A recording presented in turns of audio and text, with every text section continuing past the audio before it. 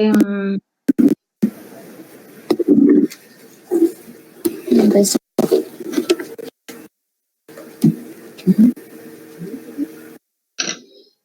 Bueno, entonces fíjense ustedes, hoy vamos a hablar sobre estamos en el módulo de educación terapéutica 1.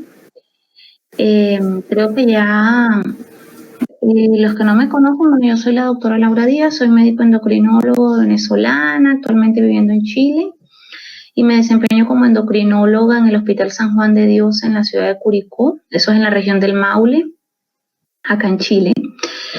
Y bueno, entonces, como les comenté, vamos a hablar sobre el tema de la terapia con insulina, un aspecto sumamente importante en el manejo de los pacientes con diabetes, tanto tipo 1 como tipo 2, y un aspecto que definitivamente los educadores en diabetes tienen que manejar de forma adecuada, porque pues la terapia con insulina tiene sus efectos secundarios, sus riesgos, en ocasiones compleja puede ser, y muchas veces cuando el paciente tiene ciertas dificultades, antes de poder contactar a su médico tratante, la primera persona que tiene quizás para acceder es el educador o el enfermero, antes de llegar al médico tratante, para que puedan asistirlo. Entonces es muy importante que dominen este tema.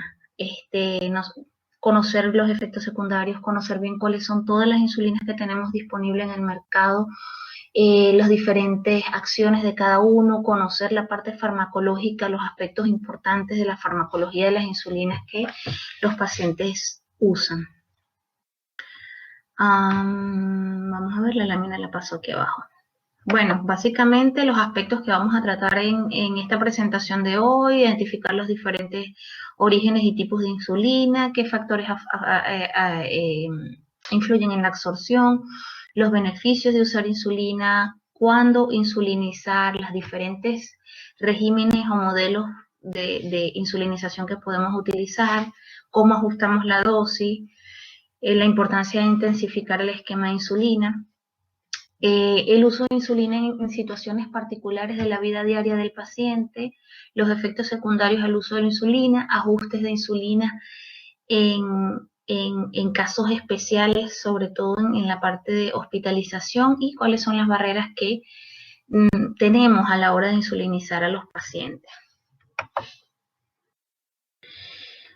Bueno, fíjense que la historia de la insulina es bien interesante. En la época, el evento más importante, considero yo, es cuando se obtuvo la primera insulina por Besting y Best y se empezó a probar en pacientes con diabetes tipo 1, más o menos eso fue en el año 1922, cuando se hizo el descubrimiento o esa aplicación de la insulina en los pacientes con diabetes tipo 1. En el 26 se produce el primer preparado comercial, en 1980 ya habían insulinas disponibles para los pacientes con diabetes, pero eran todas de origen animal, porcino, bovino. En el año 87 se inició la producción de insulina humana, y en el 90 se desarrollaron los análogos de insulina, y ya dentro de poco, dentro de más o menos 2 años y medio, se cumplen 100 años del uso de la insulina en el tratamiento de la diabetes mellitus. Bueno, fíjense ustedes, desde el punto de vista de la clasificación según el origen, nosotros vamos a tener insulinas de origen bovino, de origen porcino, las insulinas humanas y los análogos de insulina. Cuando hablamos de las insulinas bovina y porcina, bueno, son de origen animal, se utilizaron inicialmente antes de que se sintetizara la insulina humana. Cuando hablamos de insulina humana nos referimos a estas insulinas que hoy en día son generadas por técnicas de ADN recombinante, y que tienen la secuencia de aminoácidos idénticas a las insulinas que producimos los seres humanos. Vienen a ser la insulina NPH y la insulina cristalina, y los análogos pues ya son moléculas que han variado, que son muy similares a la insulina, se unen al receptor de insulina, generan la misma respuesta celular de la insulina, pero tienen ciertos aspectos farmacológicos que le dan ciertas ventajas y que las hacen un poco más fisiológicas. Entonces, fíjense ustedes que cuando nosotros comparamos las insulinas cuando comparamos las insulinas animales versus insulina humana, fíjense ustedes, tenemos la insulina de origen animal, que es bovina y porcina. Todavía en algunos sitios todavía se producen estos tipos de insulina, pero prácticamente ya no se utilizan en la práctica clínica. Lo que he revisado es que estos tipos de insulina que todavía se producen en algunos países, básicamente se utilizan en casos de pacientes que presentan reacciones alérgicas o intolerancias a los otros tipos de insulinas humanas y análogos, y pues es una opción. Pero estas insulinas de origen animal, fíjense ustedes, la insulina porcina casi idéntica a la humana, solamente difiere en un aminoácido. La bovina difiere en 3 aminoácidos. Básicamente estas insulinas eran obtenidas o son obtenidas de extractos de páncreas de estos animales. Obviamente son sometidas a un proceso de purificación, eliminación de impurezas, pero tienen el detalle que tienen mayor potencia alérgica. Cuando hablamos de las insulinas humanas, son obtenidas por técnica de ADN recombinante. La secuencia es idéntica a la insulina que producimos los seres humanos, como le dije, y son obtenidas de cepas no patógenas de Escherichia coli y de también levaduras. También son utilizadas para obtener este tipo de insulinas y tienen menos riesgo de alergia. Fíjense ustedes que las insulinas humanas son inoculadas en estas moléculas dentro de lo que es esta célula bacteriana o esta levadura, y se aprovecha en este caso toda la maquinaria celular de la bacteria, que ustedes saben que las bacterias tienen una velocidad de reproducción increíble, generación de material genético, pero a una velocidad bastante rápida. Entonces se aprovecha toda esta maquinaria intracelular de estas bacterias para generar millones de copias de insulina, que es utilizada entonces para estas aplicaciones clínicas. Ahora también tenemos lo que son las insulinas humanas, es decir, la insulina cristalina y la insulina NPH, y los análogos de insulina. Vamos a más o menos entender las diferencias entre ambas. Fíjense ustedes, cuando hablamos de insulina humana, es la rápida y la NPH, tienen la secuencia de aminoácidos, como les dije, idéntica a nuestra insulina endógena. Si los comparamos con los análogos, sí, tienen mayor riesgo de hipoglicemia por el perfil farmacológico que tienen. Son de menor costo, y por eso es que siguen siendo, cuando hacemos un balance a nivel mundial, siguen siendo probablemente las insulinas que más se usan, porque son mucho más accesibles desde el punto de vista económico para la población. Típicamente se necesita refrigeración para mantenerla, o duran máximo 28 días a temperaturas ambientes, pero tienen que ser temperaturas frescas. Y obviamente pues se necesitan jeringas para administrarse. También hay formas en que se pueden administrar con dispositivos tipo lápices o plumas con agujas más pequeñas.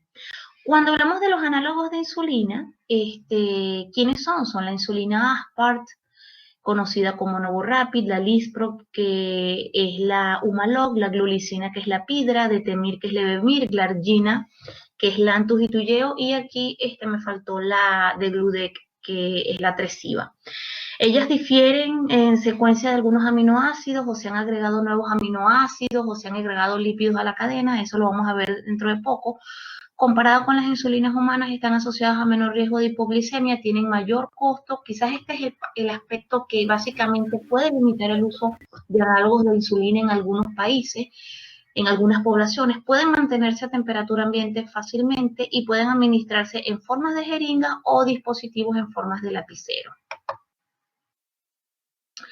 Esta es la molécula de insulina humana, que me imagino que ya la analizaron y la estudiaron en clases anteriores, pero básicamente la traje para recordarles que la insulina humana tiene una cadena A de 21 aminoácidos y una cadena B, que es el color violeta, de 30 aminoácidos. Están estos dos puentes disulfuros entre ambas cadenas y un puente disulfuro que está interna a la cadena A. Y entonces esta es la insulina humana, por lo tanto la insulina NPH cristalina es una copia de nuestra insulina humana. Ahora, ¿qué es lo que pasa con los análogos de insulina? Los análogos de insulina simplemente, fíjense ustedes, han cambiado algunos sitios que generalmente es la parte terminal de la cadena B, o uno que otro aspecto de la cadena A, pero generalmente el mayor cambio es en la parte terminal de la cadena B, donde sufren cambios algunos aminoácidos, y es lo que le da las características ya particulares o individuales a cada análogo. Entonces, fíjense ustedes, aquí vemos en esta línea superior, es la secuencia de aminoácidos terminal de la cadena B de la insulina humana. Aquí estamos, esta sería nuestra insulina, la insulina endógena. Y aquí vemos cuáles son los cambios que se ha hecho para obtener lispro, ásparo y glulicina. Por ejemplo, la insulina lispro, básicamente los aminoácidos 28 y 29 simplemente se invirtieron. Prolina y lisina se intercambiaron de lugar, ¿ya? Y esto ya genera características farmacológicas particulares. Cuando hablamos de la insulina áspar, el único cambio es que en el aminoácido 28 fue cambiado prolina por asparagina. Y cuando hablamos de la insulina glulicina, lo que se hizo fue un cambio a nivel del aminoácido 29, donde lisina fue cambiado por glutámico, y a nivel de lo que es el aminoácido 3, fue cambiado por lisina. Estos son básicamente los cambios moleculares que diferencian a los análogos de acción rápida de la insulina humana. Aquí vemos los cambios que se generan cuando hablamos ya de los análogos de acción basal. Ya vamos a ver cuál es la diferencia cuando hablamos de un análogo de acción rápida o un análogo de acción basal. Estos tienen una duración de acción mayor y son la insulina glargina, detemir y la de Gludec. Entonces, fíjense ustedes que básicamente los cambios, voy a tratar de ampliar acá para verlo yo un poco mejor. Fíjense que la insulina glargina básicamente lo que hizo fue sustituir la asparagina por glicina en la posición número 20 de la cadena A, y también hizo un cambio a nivel del aminoácido 30 de la cadena B, le agregó 2 restos de arginina, y eso genera la molécula de glargina. Quiere decir que el resto de esta molécula no sufre cambios, es igual a la insulina humana. Detemir, en este caso, lo que se hizo fue que se eliminó el aminoácido 30 de la cadena B y se le agrega un ácido graso de 14 carbonos. Con respecto a lo que es la insulina de Gludec, que es otro análogo, es el análogo de acción basal más nuevo que tenemos.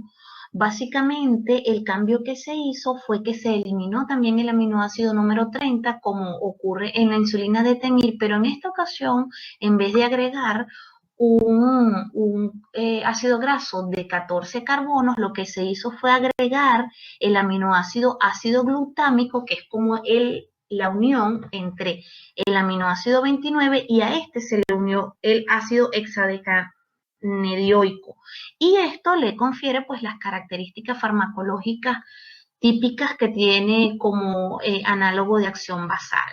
El resto de la molécula es idéntica entonces a la insulina humana. Cuando en este cuadro están resumidas entonces los cambios que se generan en los análogos de insulina, cuáles son las modificaciones que los diferencian de la insulina humana. Aquí tenemos todos los análogos de acción rápida, que serían los que están enumerados en el segmento A, y los de acción lenta o de acción basal serían en el segmento B, y cuál es la modificación que sufren que les acabo de mencionar, y estas modificaciones, cuáles son los cambios moleculares que generan. Básicamente, estos cambios moleculares que se generan en los análogos de acción rápida, lo que hacen es que una vez que ellos son inyectados en el tejido celular subcutáneo, el proceso de degradación de los dímeros hacia monómeros es mucho más rápido comparado con las insulinas humanas. Y cuando hablamos de los análogos de acción basal, que su acción es más lenta, porque esa es su función, tener una duración de acción más larga y más lenta que la insulina humana, entonces ellos es todo lo contrario. Estos cambios químicos lo que hacen es que una vez que son inyectados en el tejido celular subcutáneo, forman hexámeros, precipitan, y eso hace que la formación de monómeros, la liberación de los monómeros de estos agregados, sea cada vez más lenta, y eso hace que la duración de su acción sea sea mayor y que las concentraciones que logren generalmente son estables, planas, sin hacer pic o picos. Muy importante, cuando nosotros vamos a indicar o cuando trabajamos con insulinas, nosotros básicamente tratamos de imitar el patrón de secreción fisiológica de insulina. Entonces, siempre debemos de recordar cómo es la secreción de insulina en un individuo no diabético. Bueno, en cualquiera de nosotros que no tenga diabetes, ¿cómo funciona esto? Bueno, nosotros tenemos lo que sería la barra plana gris, es la secreción basal de insulina, es decir, nuestro páncreas nunca descansa, está las 24 horas del día liberando insulina. Simplemente que la secreción basal es la que ocurre cuando no estamos comiendo. Es decir, es una secreción en menor cantidad, pero constante y estable. Ahora, cuando nosotros comemos, y aquí se grafica ya en los que son estos picos grises, cómo sube la concentración de insulina con el desayuno, con el almuerzo y la cena. Quiere decir que cuando hacemos las comidas aumenta la secreción de insulina, ¿ya? Y obviamente para controlar la hiperglicemia que ocurre cuando comemos. Entonces, esto es lo fisiológico. Por lo tanto, cuando nosotros colocamos terapia con insulina, nosotros lo que tratamos es de mimetizar eso. Entonces, una insulina basal ideal sería representada por esta raya azul. O sea, lo ideal de una insulina basal es que tenga una concentración constante en el tiempo, las 24 horas del día, sin hacer pico. Y la insulina prandial, es decir, que es para controlar la comida ideal, debería ser picos rápidos, pero con una duración de acción corta, ¿ok? Entonces, básicamente las características de la insulina basal, las insulinas basales lo que van a hacer es prevenir la gluconeogénesis y la cetogénesis. Lo ideal de una insulina basal es que prevenga esto, lo ideal de una insulina basal es que tenga valores constantes durante las 24 horas y que más o menos cubra el 50% de los requerimientos totales diarios de insulina. Esto es variable, esto varía si hablamos de un paciente diabético tipo 1 que sea niño o que esté en la pubertad o adolescente, o si hablamos de un paciente diabético tipo 2 adulto, pero más o menos la insulina basal debería cubrir más o menos el 50% de los requerimientos diarios de insulina. Por otro lado, las características de una insulina prandial ideal viene a ser aquella que promueve la utilización de glucosa por el músculo, debería tener un efecto inmediato con un pico ideal en torno a la primera hora y debería de cubrir el 50% de los requerimientos diarios de insulina. Entonces aquí tenemos los diferentes tipos de insulina y el perfil de acción farmacológico de cada una de ellas. Fíjense ustedes que primero, en esta parte tenemos las insulinas que serían de acción rápida o ultra rápida. Después viene la insulina NPH que es de acción intermedia y después vienen los análogos de acción lenta o basales. Entonces fíjense ustedes, nosotros tenemos la insulina, tenemos en primer lugar lo que es la Faster Aspart, que es la única insulina de acción ultra rápida. El único análogo de acción ultra rápida no está disponible en todos los países, por lo menos acá todavía no la tenemos. Fíjense que típicamente inicia la acción esta insulina, inicia su acción más o menos entre los 15 minutos que es administrada, hace su pic más o menos a la hora y dura 5 horas. Es la insulina que inicia la acción más rápida, se acerca más a lo fisiológico. Es importante destacar que los análogos de acción rápida, es decir, todos estos, sacando la insulina rápida, pero estos análogos de acción rápida, ultra rápida, es decir, la Faster Aspart, glulicina y Lispro, básicamente son las insulinas que se utilizan en las bombas de infusión que utilizan de forma ambulatoria nuestros pacientes, ¿ok? Ahora vamos con los análogos de acción rápida, que sería la Aspart, glulicina y Lispro. Son muy similares en su perfil farmacológico, inician acción más o menos 15 minutos, 35 minutos, hacen un pic alrededor de la hora y una duración de acción en promedio de 4 horas, ¿ya? Después viene la insulina regular, conocida como insulina cristalina o de acción corta, que ella inicia su acción más o menos a los 30 minutos o a la hora de haberse administrado, hace un pic más o menos cercana a las 2 a 4 horas de administrada y puede llegar a durar hasta 8 horas la duración de acción de esta. Entonces, la recomendación es que cuando Típicamente, por ejemplo, esta ultra rápida, si se utiliza inyectada, no por bomba de infusión, se administra al momento de empezar a comer o al terminar de comer. Los análogos de acción rápida suelen administrarse 15 minutos antes de empezar la comida, y la insulina rápida o regular suele administrarse, se recomienda 30 minutos antes de la comida. Entonces, cuando nosotros comparamos estos análogos de acción ultra rápida y rápida con la insulina regular, pues ellos son de inicio más rápido y generan, o por lo menos el riesgo de hipoglicemia es menor con ellos. Y por supuesto, pues todas estas tres insulinas son utilizadas para controlar lo que es la hiperglicemia que se produce al comer. La insulina NPH o intermedia, fíjense que tiene un pic más o menos a las 2 a 4, inicia su acción a las 2 a 4 horas, y cercana entre las 4 y 12 horas genera un pic. Y la duración de la acción de la insulina NPH es variable. En la mayoría de los pacientes dura entre 12 y 18 horas la acción, puede llegar hasta 24 horas en algunos casos. Por eso es que la NPH, cuando queremos una cobertura basal completa, generalmente tenemos que administrarla 2 veces al día. Cuando hablamos de los análogos de acción basal, que son la insulina glargina, bien sea glargina 100 o glargina 300, es decir, Lantus o Toujeo, Detemir, que es la insulina Levemir, y la Degludec. Fíjense ustedes que glargina 100, que es la Lantus, inicia su acción más o menos a las 2 a 4 horas, se describe un pic, pero es algo bastante leve entre las horas 8 y 12 y puede durar hasta 24 horas su acción, al igual que la Detemir. La Detemir tiene el detalle de que en la mayoría de los pacientes también, si queremos una cobertura basal completa, en muchos pacientes hay que administrarla 2 veces al día. La insulina glargina, que es la Lantus, la glargina 100, cuando típicamente se administra una vez al día, simplemente que cuando el paciente ya está ocupando más de 50 unidades al día, picamos la dosis en 2 partes. Puede ser 50% en la mañana y 50% en la noche. La glargina 300, que es la Toujeo, inicia su acción 2 a 6 horas, tiene un pico mínimo prácticamente imperceptible y dura hasta 36 horas su acción. O sea, sí o sí, la insulina glargina 300 se utiliza es una vez al día. Y la Degludec, que es la más nueva de las insulinas basales, de los análogos de acción basal, fíjense que inicia su acción más o menos a los 30 minutos, el pic es mínimo igual que la glargina 300 y la duración de su acción es hasta 42 horas. Por lo tanto, entonces aquí tenemos el perfil farmacológico de las diferentes insulinas que tenemos disponibles.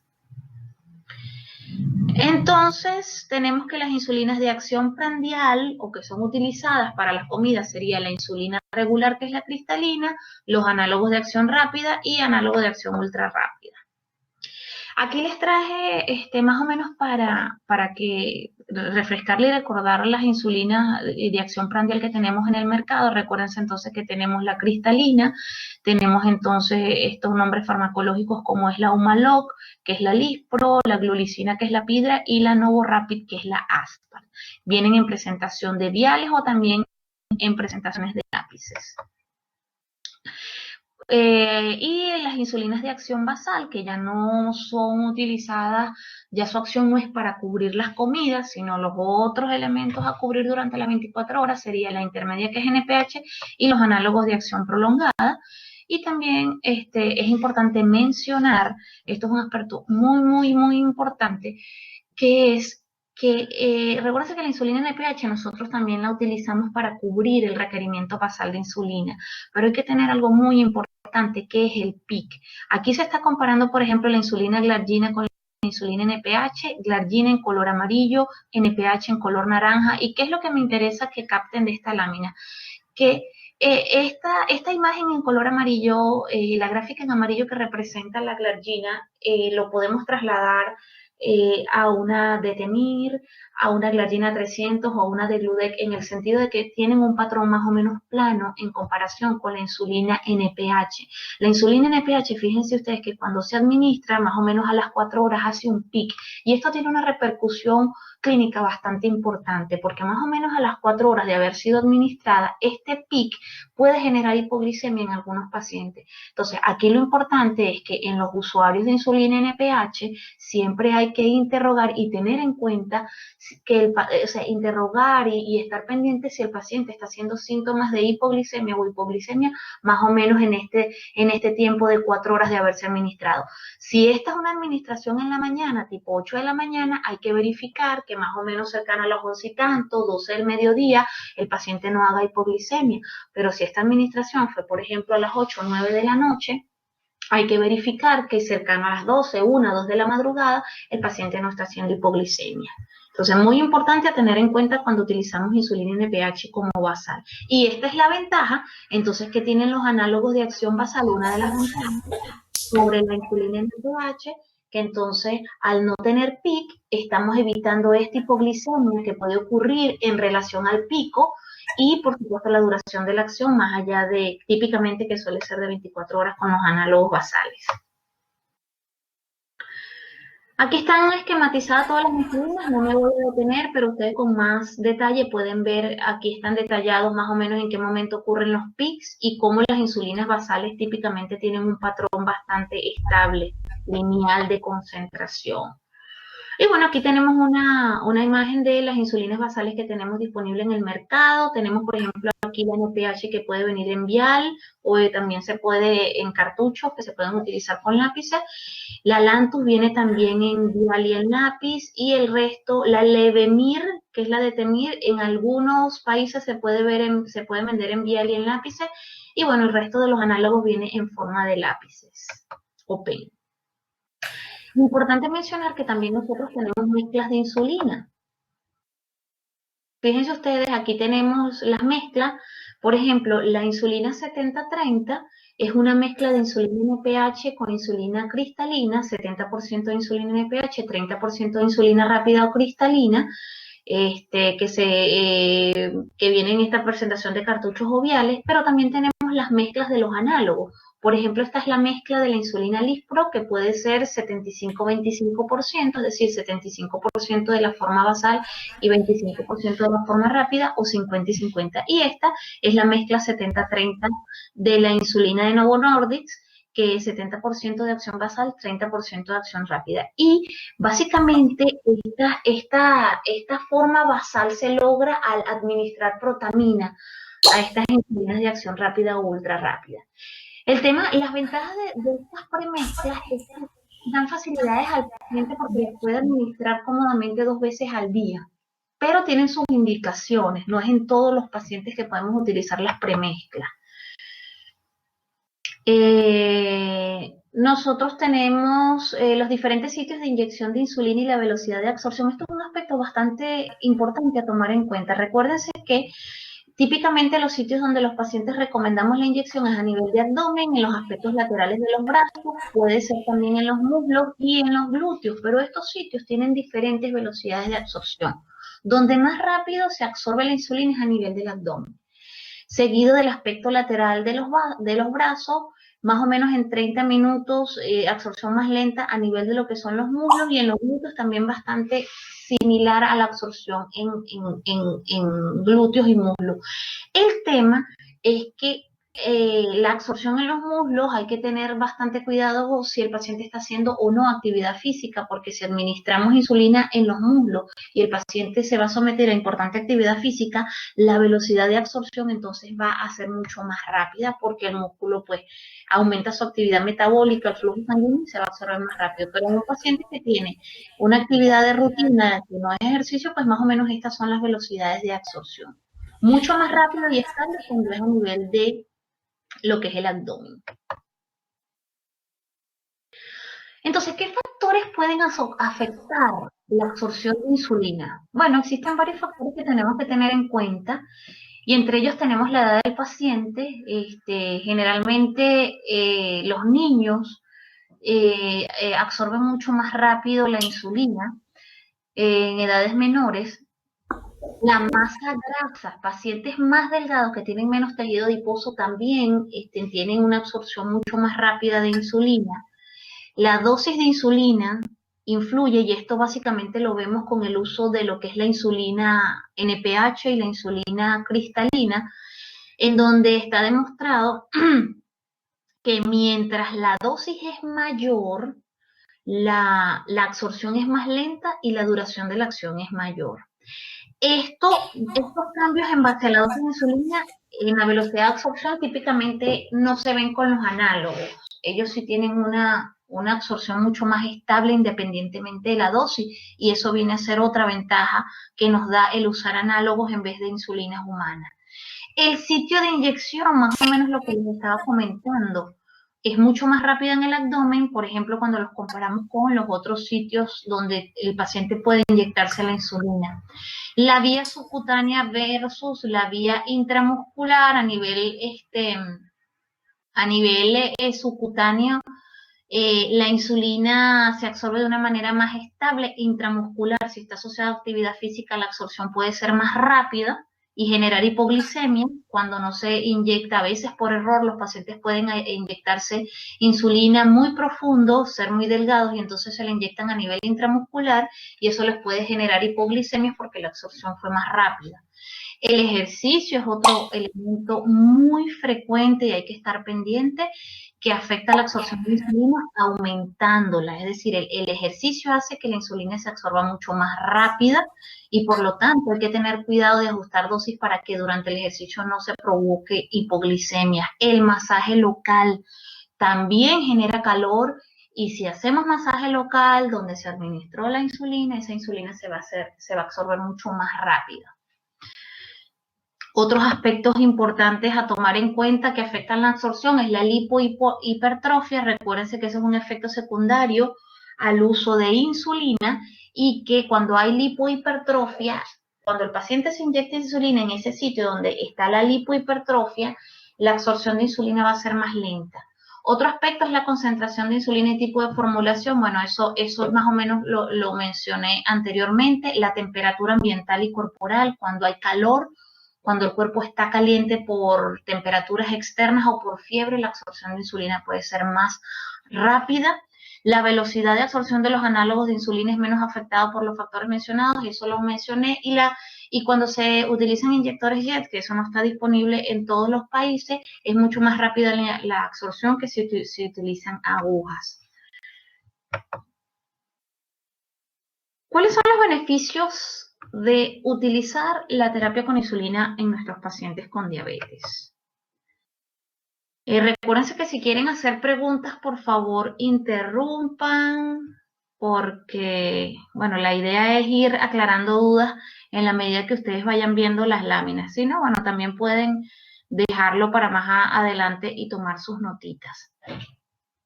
Seguimos entonces. Entonces, bueno, ¿cuáles son los beneficios de la terapia con insulina? Reducimos el riesgo. Lo más importante, cuando nosotros ponemos terapia con insulina, es porque nosotros queremos lograr el control metabólico en el paciente. Y con esto nosotros reducir el riesgo de desarrollar las complicaciones micro y macrovasculares. Recuérdense que está el tema de la memoria metabólica. El tema de la memoria metabólica básicamente tiene que ver con que si nosotros, antes de que se desarrollen o en los estadios iniciales, de que se desarrollen las complicaciones microvasculares, sobre todo son las más demostradas, logramos el buen control de la diabetes, generalmente con esquemas intensivos de insulina o a través de la insulinización. Esto va a lograr que el paciente en etapas posteriores a largo plazo no desarrolle las complicaciones microvasculares y macrovasculares. Es decir, si yo mantengo en estadios tempranos a mi paciente bien controlado dentro de la meta durante varios años iniciales sin dejar que aparezcan las complicaciones, en etapas posteriores ese paciente, aunque después esté fuera de la meta de control y está mal controlado, ese paciente tiene menos probabilidad de desarrollar complicaciones que un paciente que en etapas tempranas no fue bien controlado. Entonces, la terapia con insulina también está demostrado que protege contra la aterosclerosis, inhibe la agregación plaquetaria, favorece la producción de óxido nítrico, favorece la relajación de la musculatura lisa vascular, y obviamente si yo inhibo la agregación plaquetaria, favorezco la producción de óxido nítrico y relajo la musculatura lisa vascular, pues estoy interviniendo sobre el proceso de aterosclerosis y evitando que ocurra. Entonces, en esta lámina está esquematizado los fenómenos bioquímicos que ocurren gracias a la utilización de la insulina, por lo menos en cuadros agudos. Y estos son beneficios que da la insulina más allá del beneficio de tener la glicemia controlada, o sea, son inherentes al uso de insulina exógena. Entonces, bueno, se ve que hay disminución de marcadores inflamatorios como el factor de necrosis capa beta, moléculas de adhesión como por ejemplo ICAM, disminuyen las especies, la formación de especies reactivas de oxígeno, tiene un efecto antitrombótico y como les dije, pues favorece lo que es la vasodilatación y lo que es la relajación del músculo vascular e inhibición de lo que es la agregación plaquetaria. Y el efecto de bajar la glucosa es otro. O sea, ya la normalización de la glucosa son otras ventajas, pero estos son efectos propios de la administración de insulina exógena.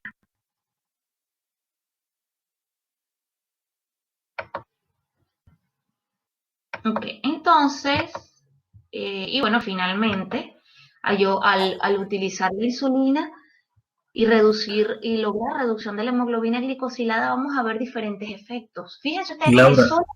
Dígame, doctor. hola, buenos días, ¿cómo estás? Bien, mi doctor, ¿cómo está? Bienvenido, qué bueno que se conectó. Gracias, ¿no? Desde hace rato. Laura, Sí. viendo la lámina anterior, esto, los beneficios descritos allí en el primer cuadrante superior, ¿no? El efecto antiinflamatorio, Ujú. pero, pero durante alguna época se ha asociado el uso de insulina con un incremento en la aparición de enfermedad neoplásica, ¿no? Ujú. O sea, sería como contraproducente, ¿no? Que tiene un efecto antiinflamatorio y por otro lado se ha descrito un efecto pro-neoplásico, ¿no? No, doctor, bueno, sí, eso tiene que ver porque desde el punto de vista fisiológico, recordemos que la insulina tiene a nivel celular dos vías de señalización. La vía del MAP, que es la vía, digamos, de proliferación celular y ya la vía de la parte del inositol trifosfato, que es lo que da toda esta otra señalización, digamos, antiinflamatoria. Pero desde el punto de vista, doctor, clínico, que se ha utilizado, que se ha estudiado bastante con los análogos de acción basal, sobre todo lo que es la insulina glargina, hoy en día, y recientemente estaba leyendo un artículo donde no se ha demostrado a nivel clínico realmente un aumento, por lo menos desde el punto de vista clínico, realmente no se ha demostrado un aumento en la incidencia de enfermedades neoplásicas con el uso de insulinas. Entonces, hoy en día, realmente eso es algo que como que está perdiendo cada vez más fuerza, pero siempre hay que tenerlo presente. Pero clínicamente todavía eso no toma fuerza. Y si fuese así, pues obviamente se empezaran a limitar el uso de la insulina en la práctica clínica y la limitación del uso de los análogos, ¿no? Pero por ejemplo la insulina glargina 100 tiene bastantes estudios como representante de los análogos de insulina y eso pues cada vez como que está perdiendo más fuerza, pero hay que tenerlo siempre en cuenta, ¿de acuerdo? Ok, gracias. Gracias a usted por su intervención. Entonces, fíjense ustedes, terapia con insulina es sinónimo de reducción de la hemoglobina glicosilada y solamente con reducir un 1% de la hemoglobina glicosilada, ya vemos 21% de reducción en las muertes relacionadas con diabetes, 37% de reducción de complicaciones microvasculares, como por ejemplo nefropatía y retinopatía, 14% de reducción de falla cardíaca, 43% de reducción en amputación y consecuencias de la enfermedad vascular periférica y 12% de reducción en eventos vasculares cerebrales. Es decir que definitivamente es beneficioso el uso de la insulina. Entonces, ¿cuáles son los criterios para el uso de la insulina en nuestros pacientes con diabetes? Número 1, todo paciente con diabetes tipo 1 debe utilizar insulina de forma permanente desde el momento del diagnóstico. Ahí sí no hay duda. Y de hecho la recomendación de la ADA desde hace mucho tiempo, por ejemplo, es que el paciente con diabetes tipo 1 debe de manejarse con esquema intensivo de insulina, es decir, un esquema de múltiples inyecciones de insulina o a través de bombas de infusión. Esas son las formas de tratamiento intensivo con insulina. Ahora, cuando hablamos del paciente con diabetes tipo 2, recordemos que la diabetes tipo 2 es como un abanico, un abanico de presentaciones, porque tenemos desde el paciente que puede estar bien controlado solamente con metformina, hasta el paciente que necesita una bomba de infusión de insulina o múltiples dosis de insulina, un esquema intensivo de insulina para estar bien controlado. Y entre tomar solamente un antidiabético oral a tener un esquema intensivo de insulina, pues hay un abanico de presentaciones y de diferentes necesidades de diferentes grados de insulinización que podemos utilizar. Pero entonces, bueno, cuando estamos con el paciente con diabetes tipo 2, ¿cuándo vamos a insulinizar al paciente con diabetes tipo 2? Nosotros acá tenemos guías nacionales que nos dicen, y que es aplicable también en el resto de los países, que nosotros vamos a insulinizar al debutar a un paciente diabético tipo 2 que tiene los síntomas típicos de poliuria, polidipsia, baja de peso y que curse con glicemias por encima de 300 o con una hemoglobina glicosilada por encima de 9% al debut. Esto también es discutible porque típicamente hasta 10% podemos tener la hemoglobina glicosilada y iniciar al paciente con orales sin necesidad de insulina. Pero típicamente se recomienda que cuando el diabético tipo 2 está debutando, si tiene los síntomas, poliuria, polidipsia, pérdida de peso o una glicemia por encima de 300, es necesario pues agregar insulina en ese inicio de diagnóstico. Y por supuesto, obviamente, en todo paciente que no alcanza la meta de control y que esté en tratamiento con antidiabéticos orales, generalmente combinados hasta 3 fármacos, si ya no está dentro de la meta de control, es necesario iniciar la insulina. Ahora, las guías ADA nos dicen que voy a insulinizar el que está debutando con una hemoglobina glicosilada mayor a 10% o que tenga una glicemia en ayuno por encima de 300 o que está marcadamente sintomático. Y la otra indicación de insulinizar al paciente con diabetes tipo 2 es el que no logra la meta luego de 3 meses con terapia triple. Y la recomendación es que en cualquiera de los casos que vaya a insulinizar, como estoy hablando de un diabético tipo 2, lo iniciemos con un esquema de insulina basal. Ahora, ¿cómo es eso? ¿Cómo se come eso? Ya le voy a explicar. Entonces, un poquito desglosando más el tema de cuándo voy a insulinizar a un paciente con diabetes tipo 2.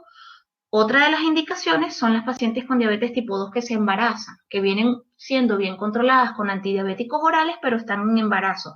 Los antidiabéticos orales formalmente no están autorizados a utilizarse durante el embarazo, por lo tanto, diabética tipo 2 que se embaraza debe pasar a insulina para manejarse durante el embarazo. Pacientes con descompensación glicémica por el uso de medicamentos. Es el caso del paciente que viene bien controlado con antidiabéticos orales, pero necesita algún medicamento como por ejemplo un glucocorticoide que genera hiperglicemia. De repente es un paciente asmático que necesita utilizar prednisona por una semana, indicado por su neumonólogo, y bueno, durante los días que va a necesitar el glucocorticoide, la glicemia va a subir, entonces nosotros lo ayudamos probablemente con una insulina de acción basal durante las semanas en que la glicemia esté elevada. Otro caso de indicación transitoria, porque estoy hablando de indicaciones transitorias de insulina en los diabéticos tipo 2, es un paciente que viene bien controlado con sus antidiabéticos orales, pero hizo una descompensación aguda, hizo una infección urinaria, una pielonefritis o una neumonía y está durante ese periodo agudo. Es normal que haya una respuesta de hiperglicemia y para yo ayudar a que haya un buen control durante esos días de enfermedad, debo apoyarme en el uso de la insulina.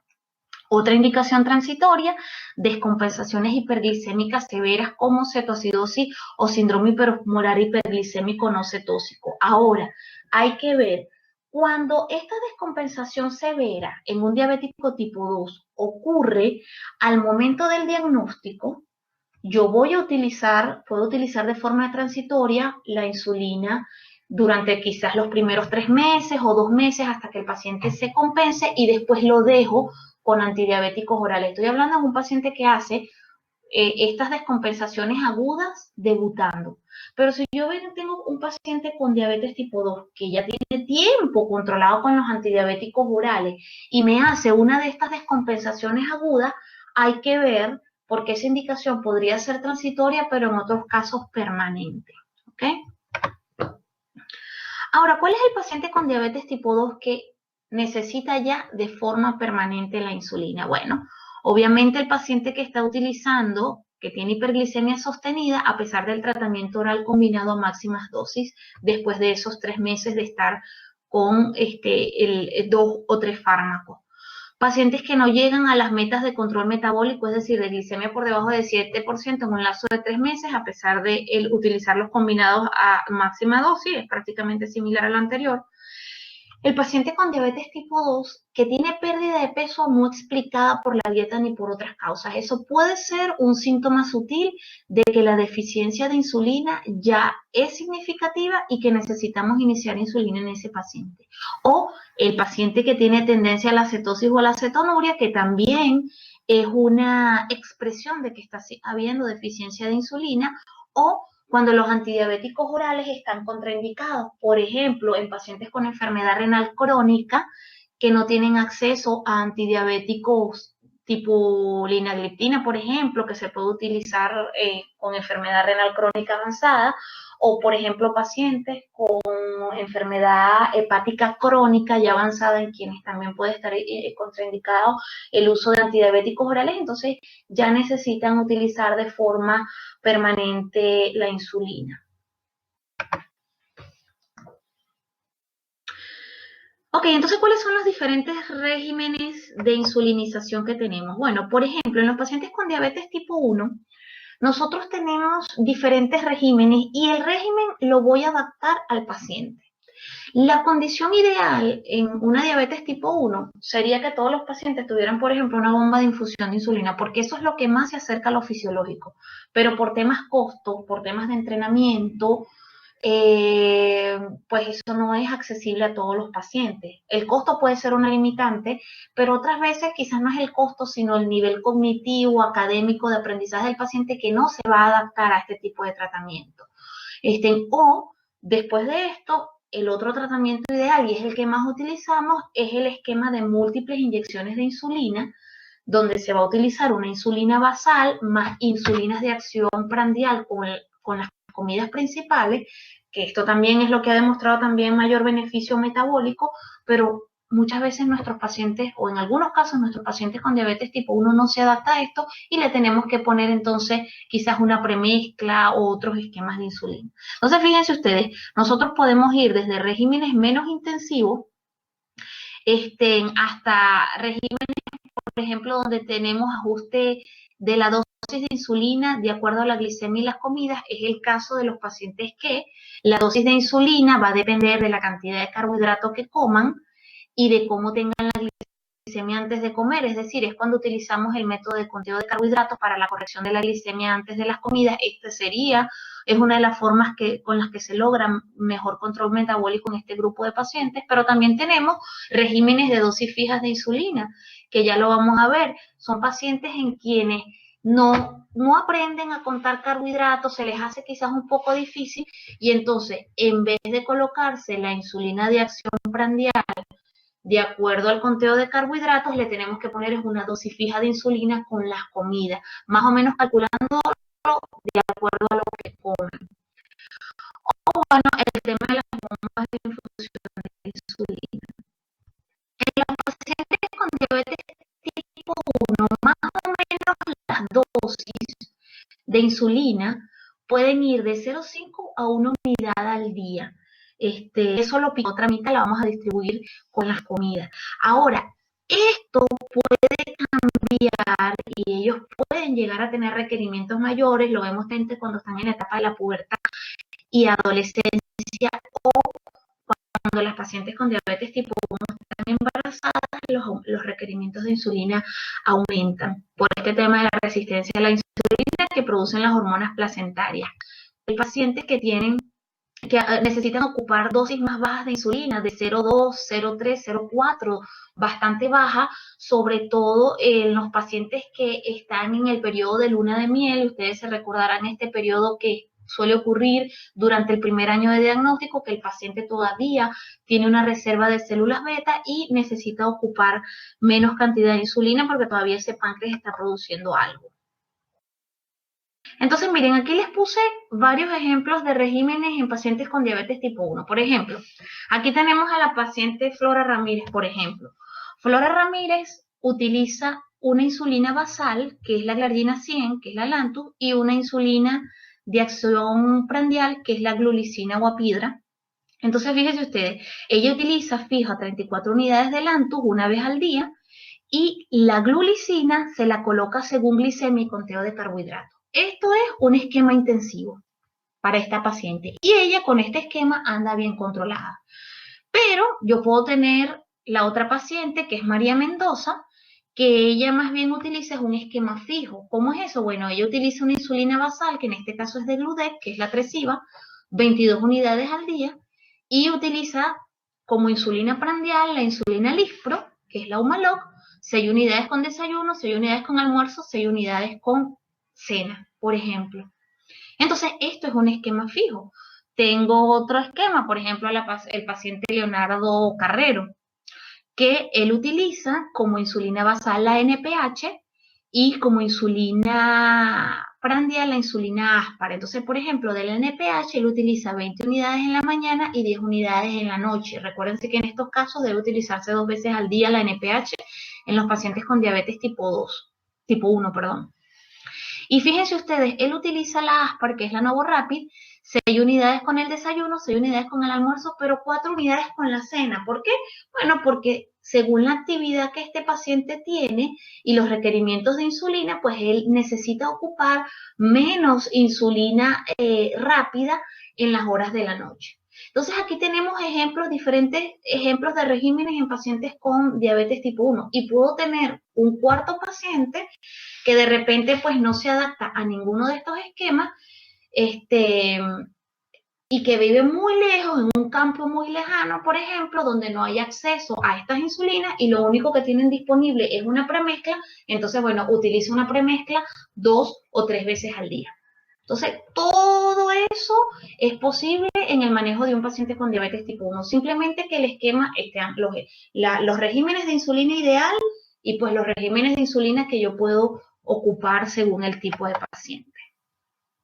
Entonces aquí vemos un ejemplo de estos diferentes regímenes y vamos desde los esquemas menos intensivos con dosis fija de insulina hasta los regímenes más intensivos donde se coloca la insulina de acuerdo a la glicemia y la cantidad de carbohidratos que se elige con la comida. Entonces, por ejemplo, aquí tenemos un paciente con diabetes tipo 1 que se coloca solamente 2 inyecciones de insulina, que es, por ejemplo, una premezcla, que no es lo más recomendado. No es lo más recomendado, pero en algunos casos, si es lo que tenemos, es lo que vamos a utilizar. Y de aquí podemos avanzar a otro caso que utiliza dosis fijas de insulina con las 3 comidas más su insulina basal. Esto es un esquema de múltiples dosis de insulina. Y a este otro esquema, que es el paciente que está con una bomba de infusión de insulina donde solamente utiliza un análogo de acción rápida y donde el paciente va a colocarse una dosis de infusión continua y que va a aumentar la infusión según los bolos, o sea, que serían los bolos de infusión de insulina según los momentos de comer. Entonces, fíjense ustedes cómo puede evolucionar el régimen de administración de insulina en los pacientes con diabetes, las diferentes opciones que tenemos. Cuando hablamos del paciente con diabetes tipo 2, también tenemos diferentes opciones. Recordando entonces nuevamente lo que hablamos, por qué tenemos que insulinizar al paciente con diabetes tipo 2. Y esto lo traje a colación porque es importante recordar que más o menos a los 6 años de uso de antidiabéticos orales, como por ejemplo la sulfonilurea, más del 50% de los pacientes ya van a necesitar insulina para estar bien controlados. Entonces, si yo tengo un paciente con diabetes tipo 2, que ya tiene más o menos 5 años de evolución, más o menos la mitad de esos pacientes van a necesitar insulina para estar bien controlados. Y si más o menos a los 9 años de diagnóstico de la diabetes tipo 2, más o menos 80% de los pacientes van a necesitar insulina para estar bien controlados. Eso es una realidad en la diabetes tipo 2. Ok, aquí estoy viendo mi tiempito. Laura, una pregunta. Dígame, mi doc. Eh, eh, un comentario sobre el término esquemas deslizantes de insulina, Ajá, ajá. que es muy frecuente en los áreas de hospitalización y médicos y enfermeras con mucha frecuencia utilizan esquemas deslizantes. Ujú. ¿La opinión? Sí, No, bueno, el tema del esquema deslizante, estamos hablando ya, nos vamos ahora al hospital. El esquema deslizante durante muchos años se utilizó, ya va, quiero reducir aquí. El esquema deslizante durante muchos años fue, básicamente el esquema deslizante para los que quizás no lo recuerden o no estén familiarizados, es cuando yo tengo un paciente hospitalizado que le pongo la insulina cada 4 a cada 6 horas, según como tenga la glicemia capilar. Ese es el esquema deslizante. Y durante muchos años fue el método que se utilizó para controlar la glicemia en los pacientes hospitalizados. Hoy en día, después del estudio RABBIT, en su forma, sobre todo el RABBIT 2, de ahí en adelante se demostró que este esquema deslizante no era la mejor manera para controlar a los pacientes hospitalizados, ya no se recomienda, porque a raíz de ese estudio, del estudio RABBIT, se demostró de que cuando comparábamos los pacientes hospitalizados que estaban en el esquema deslizante versus los pacientes hospitalizados que le poníamos una dosis de basal más bolos con las comidas, o bolos, sí, básicamente bolos con las comidas, o bolos cada 4 o 6 horas, este grupo de pacientes estaban mejor controlados que con el esquema deslizante. Entonces, a raíz de allí, hoy en día, cuando tenemos pacientes hospitalizados, la forma ideal de manejarlos es con el esquema basal bolos. O sea que eso está casi que en desuso, el uso del esquema deslizante. de acuerdo totalmente. Mire, pero todavía lo vemos en estos días, pero yo no lo justifico, pero todavía uno lo ve cuando nos piden las interconsultas en servicios como cirugía, como traumatología, que ellos no son clínicos, ellos no son diabetólogos, no son internistas, pues generalmente ellos lo primero que le indican al paciente diabético que tienen hospitalizado es el esquema de insulina y ese paciente está hiperglicémico hasta que nosotros lo vemos. Pero bueno, todavía se ve, pero no es lo recomendado. ¿De acuerdo? Gracias. Ok. Seguimos entonces. Mire, ¿qué viene ahora? Ok, en esta lámina yo no me voy a poner a detallar esta lámina porque es bastante compleja. Simplemente les digo, revísenla, que está en las guías que mandamos de la ADA de este año 2019, donde se especifica cómo nosotros pasamos a un paciente diabético tipo 2 de los orales, cómo vamos intensificando la terapia inyectable. Aquí ellos incluyen los análogos de GLP-1, que no es la clase de hoy, pero básicamente lo que quiero es que revisen eso y la forma en que nosotros introducimos la insulina en el tratamiento del paciente con diabetes tipo 2, básicamente es inicialmente indicamos una insulina basal, manteniendo inicialmente los orales, luego a los 3 meses sería el momento ideal de hacer el control, busco con la insulina basal controlar la glicemia en ayuna, si a los 3 meses no estoy en meta, agrego una dosis de insulina, le doy 3 meses más, si no estoy en la meta, agrego una tercera dosis de insulina de acción prandial y así sucesivamente hasta lograr la meta. Sobre el tema de la titulación.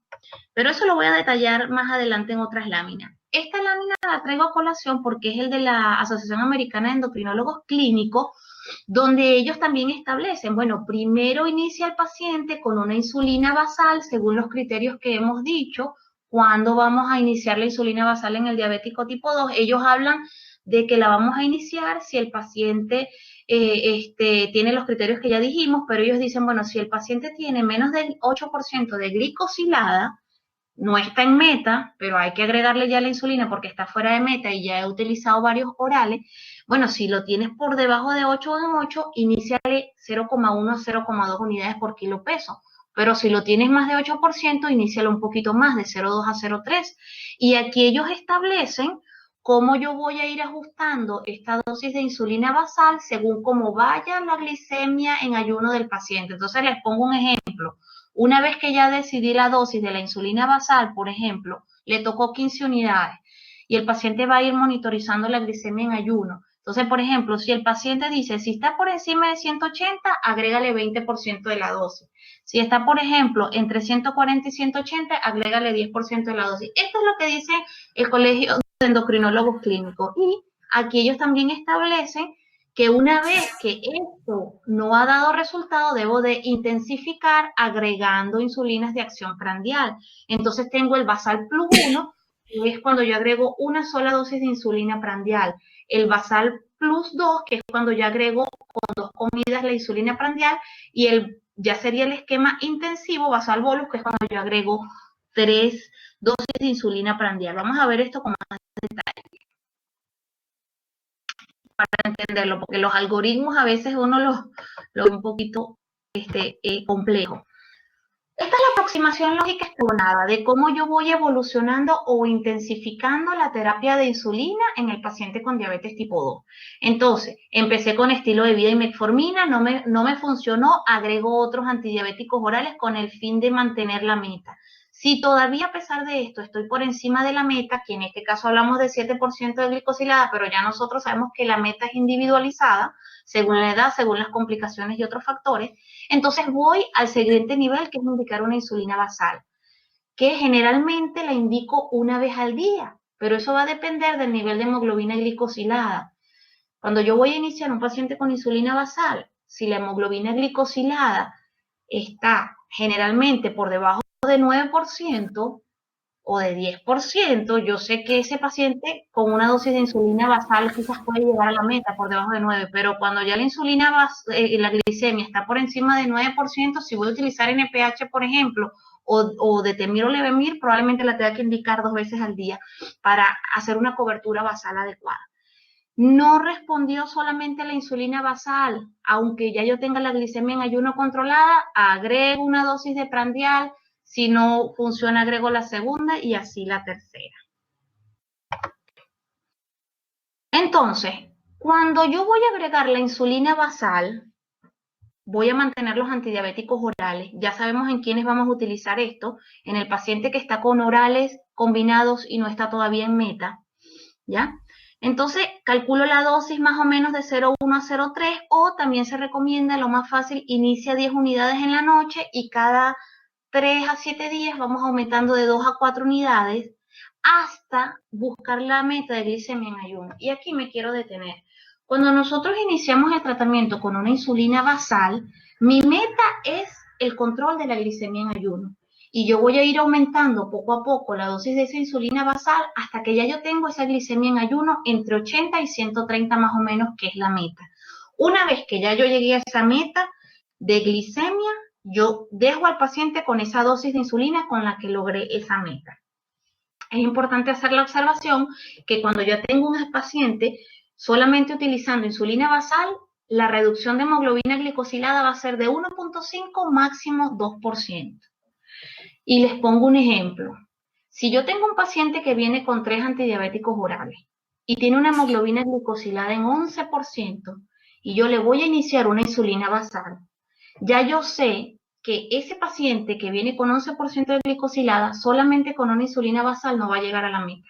Yo sé que él va a necesitar dosis prandial, pero yo lo inicio inicialmente con la insulina basal y le voy agregando poco a poco las dosis prandial. Pero esto es importantísimo. La hemoglobina glicosilada nos dice qué tan intensivo va a ser necesario el tratamiento. Entonces, bueno, para entender más la cosa, vamos a un caso clínico.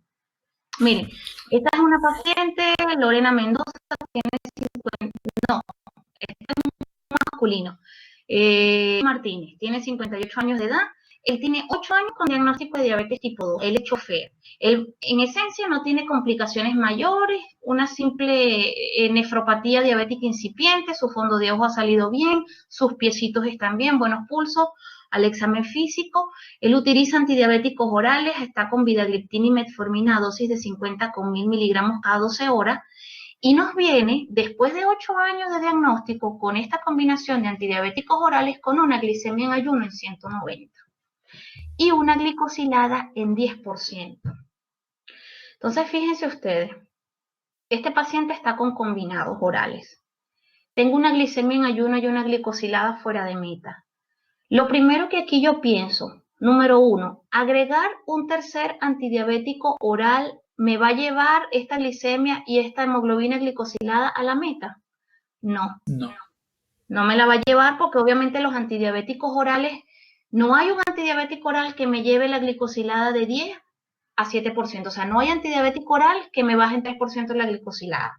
¿Ya? Entonces, esto es uno de los ejemplos y ya es un paciente que tiene 8 años con el diagnóstico. O sea, este paciente ya necesita insulina sí o sí. Entonces, ¿qué hacemos con este paciente? Bueno, ya sabemos que le tenemos que iniciar la insulina y nos vamos a ir por lo más fácil. Y lo que nos dicen las guías, inícialo con una insulina basal. Entonces, bueno, lo primero es establecer la meta de hemoglobina glicosilada. Es un paciente con diabetes, que no está complicado, es relativamente joven, tiene buena expectativa de vida, lo quiero ubicar entre 6.5 y 7, ¿ya? Ok. Lo inicio con las 10 unidades de insulina en la noche, ¿ya? Y le voy aumentando, yo le digo al paciente, bueno, cada 2 días o cada 3 días te vas a aumentar 2 unidades hasta llegar a una glicemia por debajo de 130, pero por encima de 80. Y el paciente él mismo en su casa va aumentando las dosis y va monitorizando la glicemia capilar. Va a llegar un momento en que de esas 10 unidades va a llegar una cantidad, vamos a suponer, ya lo vamos a ver, él llegó a su casa en cuestiones de semana, él logró la meta y yo lo cité en 3 meses. En 3 meses me viene con una glicemia en ayuno y una hemoglobina glicosilada en 8.1. Recuérdense que lo tenía en 10. Me llegó a 8.1. ¿Mejoró el control metabólico? Sí. ¿Lo tengo en la meta? No. Ya yo sabía que con 10% de glicosilada con una basal no iba a llegar a la meta, pero igualito le di su chance de 3 meses. ¿Qué me queda ahora? Tengo que intensificar el esquema de insulina. ¿Por qué? Porque la glicemia en ayuno ya está en meta. Es decir, ya yo no debería estar aumentando la dosis de insulina basal. ¿Ok? Entonces, vamos a ver qué hicimos en este caso. Ahora aquí voy al segundo caso. Cuando yo tengo una insulina basal, mantengo los antidiabéticos orales, pero el paciente está fuera de la meta, que es este caso que acabamos de ver. Entonces, ¿qué? Yo voy a agregar un bolo de insulina prandial, llámese insulina cristalina, glulicina, Lispro o Aspar, y le recomendamos al paciente, bueno, vamos a tomar la comida donde tengas mayor cantidad de alimento, donde tengas la mayor hiperglicemia y a esa le vamos a empezar a poner 4 unidades de insulina o 5. Y le enseñamos al paciente que él va a ir aumentando la dosis hasta que tenga una glicemia postprandial por debajo de 180 o que la glicemia precomida siguiente esté por debajo de 140. Entonces, y bueno, después podemos agregar un segundo bolo, un tercer bolo, y ya cuando nosotros empezamos a agregar bolos de insulina, que van a hacer el control prandial, pues yo voy a quitar los antidiabéticos orales, sobre todo los que están para controlar la glicemia postprandial, y puedo dejar la metformina, porque recuerden que la metformina va a ayudar a mantener el control de peso y todos los efectos pleiotrópicos. Esto lo tengo un poquito lento. Entonces recobramos este caso clínico, el mismo paciente, el que había estado con la insulina basal y había llegado con 8.1 de glicosilada. Con él, mi meta sigue siendo por debajo del 7%. Cuando él me llega, él me dice, doctora, yo logré el control de la glicemia en ayuno con 22 unidades de la insulina que usted me mandó. Ah, perfecto, y con eso ando bien. Sigo tomando mis antidiabéticos orales, ¿ya? Pero yo le inicié entonces una insulina prandial con una comida, le expliqué que iba a empezar con 4 unidades, pero que iba a ascender la dosis hasta lograr el control postprandial. Y finalmente, yo se lo puse, por ejemplo, con el almuerzo, y él finalmente quedó con 8 unidades con el almuerzo porque me decía, doctora, después del almuerzo, a las 2 horas, me ponía mis 8 unidades y la tenía por debajo de 180. Muy bien. Se va para su casa y me regresa a los 3 meses con una glicemia en ayuno en 100 y una hemoglobina glicosilada en 6.9%. Perfecto, este paciente va bien. Ojo, no siempre lo logramos con un bolo de insulina prandial. Muchas veces necesitamos los 2 o los 3 bolos, pero eso los podemos ir agregando poco a poco. Yo en mi práctica clínica, en muchos pacientes inicio de una vez los 2 bolos de insulina prandial, porque sé que están bastante hiperglicémicos, la hemoglobina glicosilada me orienta y yo sé que con un solo bolo de insulina no voy a llegar a la meta. Pero si usted no está muy seguro del asunto, entonces ustedes inician, por lo menos para las que son médicos, se puede iniciar de un bolo y después se van agregando los otros. Entonces, también hay otra opción, que nosotros de entrada podemos iniciar al paciente con el esquema basal bolo, no irlo escalonando. Entonces, en ese caso, cuando los iniciamos con basal bolo, hacemos un cálculo de dosis de 0,5, de 0,3 a 0,5 kilogramos por día, unidades, y la mitad se la voy a poner con las comidas y el 50% restante como insulina basal. Les pongo un ejemplo en quienes iniciamos de entrada el esquema basal bolos y no lo vamos escalonando en 3 meses con la basal, después 3 meses inicia luna prandial y así. Por ejemplo, esta paciente es Josefina Parra, tiene 63 años de edad, tiene 12 años con el diagnóstico de diabetes, ella trabaja recolectando frutas, ella ya tiene cierto grado de neuropatía diabética, de nefropatía diabética, pero sin complicaciones no avanzadas. Viene utilizando glibenclamida 5 miligramos cada 12 horas y metformina 850 miligramos cada 12 horas. Su función renal está una tasa de filtración glomerular por encima de 60, es decir, puedo utilizar de todo. Pesa 66 kilos y me viene con una glicemia en ayuno en 220 y una glicosilada en 12%. Entonces, en esta paciente que tiene una hemoglobina glicosilada en 12, yo tengo dos opciones. La ruta de la escalerita, le inicio basal, espero 3 meses, le agrego una inyección con una comida, espero 3 meses, agrego otra inyección con otra comida, o de entrada me ahorro algo de tiempo y de entrada ya la inicio con una insulina basal bolo. ¿Por qué yo decido que voy a hacer eso con esta paciente? Porque ella está bastante hiperglicémica, o sea, ella tiene una hemoglobina glicosilada en 12, no la tienen 8, no la tienen 9. Entonces yo me voy de una vez al esquema basal bolos con ella. Entonces, ¿qué hacemos? Bueno, yo establezco mi meta, sigue siendo hasta 7% porque trabaja, porque tiene pocas complicaciones.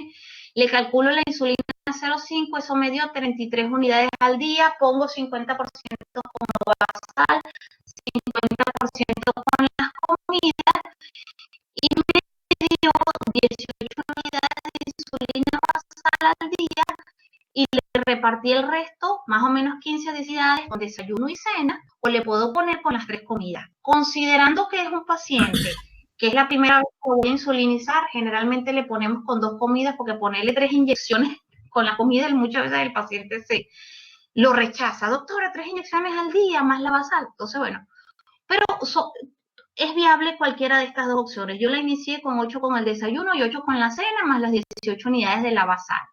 Y a los 3 meses, cuando ella me llega con 150 de glicemia en ayuno y glicosilada de 9.5%.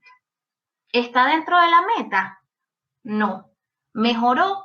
Sí. ¿Qué tengo que hacer? Seguir ajustando las dosis de insulina. Y me toca ajustar a ambas, la insulina basal y la insulina con las comidas, porque la glicemia en ayuno todavía no está controlada. Mientras yo no tenga la glicemia en ayuno controlada, quiere decir que todavía el paciente necesita aumentar un poco la insulina basal, ¿ya? Entonces, ay, esto está lento. Laura, una pregunta. No me pasa la lámina, vamos a ver. Dígame, Doc. ¿A qué horas prefieren Ay, como que mi computadora se quedó guindada. ¿El qué? a qué horas prefieren las dosis de la basal? ¿Mañana o noche?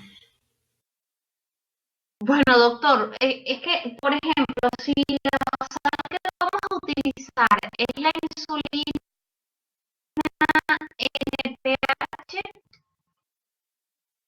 dependiendo de, fíjese usted, si estamos hablando de NPH, se puede utilizar 1 o 2 veces al día. ¿De qué va a depender? De la hemoglobina glicosílica.